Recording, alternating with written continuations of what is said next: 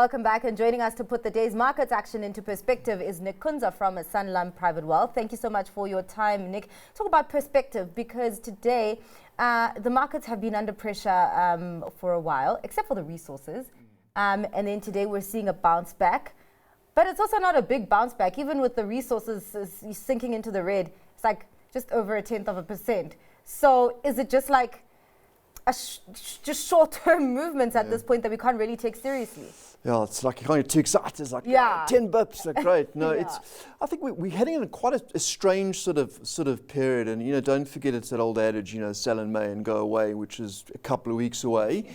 But it was quite a strong start to the year. January was a great start. The US markets have been turning ahead, and as you pointed out, some of our miners had a decent bounce last week, up 20-odd%. Some of the platinum miners.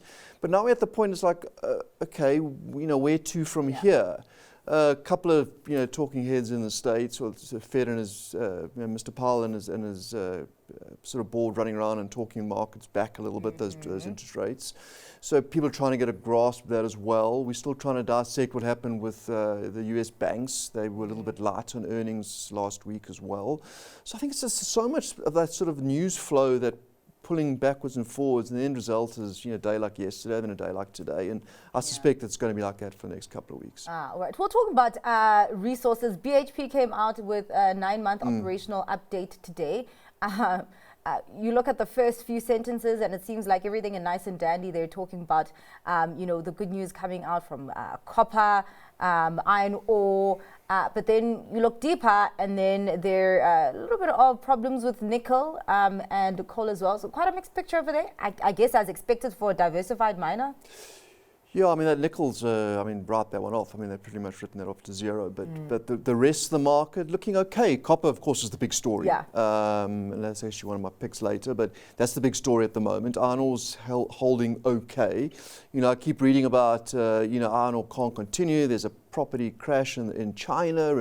But iron ore's... it's done pretty well. Iron ore's still $118, $120, so it's not going anywhere just yet.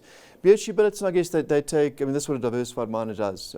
You take with their portfolio of their different assets, some are going up, one in favour and some are not in favour. So all in all, I would say that was a generally reasonably decent set of numbers, considering the fact that a lot of the sector they play in has been under pressure this year. Yeah, indeed. Well, let's go into financial services. PSG Financial Services was actually the only company to come out with results today. Full year results there, reporting double-digit growth in their key financial metrics. I think insurance was the only division that reported a decline in its bottom line. Does this look like a defensive play? So I thought they were quite good numbers, and when I was reading up on them, I was trying to figure out where do you actually put them. Yeah. It's like it's not in the banking sector. It's not. I guess it's kind of a strange place where you put it, but good set of numbers. A 15% increase in assets under management as well, revenue up, increase in dividend as well. Exactly the nice set of numbers you want to see, and this is despite an environment they're operating in where the JSE was down last year. So I'd actually say like a good set of numbers, and I think I think they've done really well, and the stock I think it could probably go higher from here. Another stock that did really well today, but this is not one that a lot of people look at because of the kind of headwinds, some structural and kind of cyclical fish, Oceania. But it was really swimming in the money today. We saw that share price up more than 7%.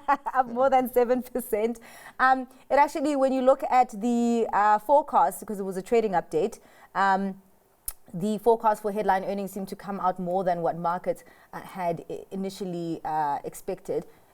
So yeah, is this one that maybe you'd consider or not?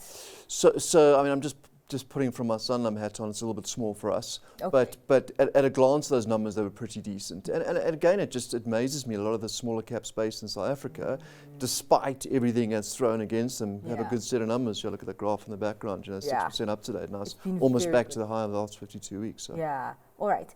Sun International. It announced that it's getting a 275 million rand boost, and that's from selling its stake in TCN Nigeria, something that they have been wanting to do. Of course, we also saw that share price moving up a little bit over 2%. yeah, is this just a signal of Sun International's balance sheet and just prospects shaping up? I think they're tightening up the balance sheet a bit. We saw the likes of, City Lodger, a number of years back having a rights issue as well, also tightening up their balance sheet. This is actually one sector that should do reasonably well. Okay. You're an overseas investor coming in at 20 euros to the 20 rand to the euro, and it's been very successful. And we saw the numbers in the Western Cape over December. 30-odd thousand visitors coming in. So I definitely think this is one to keep an eye on. And I think out of all of the hotel groups, it's actually one of the ones that are sort of well run and not trading on very high multiples either. All right. Well, let's get to your stock pick for today. What are you picking? So I'm actually going with an ETF called COPX. It's very liquid. It's traded on the NYSE. If you are a South African investor and you've got access to Anglo American or even Glencore, you do get a certain copper exposure. This is a play on a basket of copper miners if you don't really want to sort of pick amongst the whole lot of them.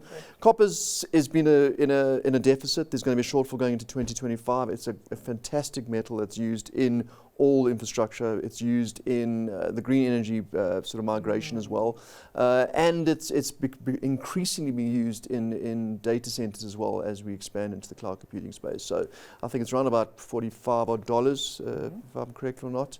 There we go, 46 up a little bit today. I think it's for investors for long term. It's a very nice buy. All right. Well, thank you so much for your time and giving us your analysis on what has been moving markets today, Nick. Appreciate it. That was Nick Kunze from Sanlam Private Wealth.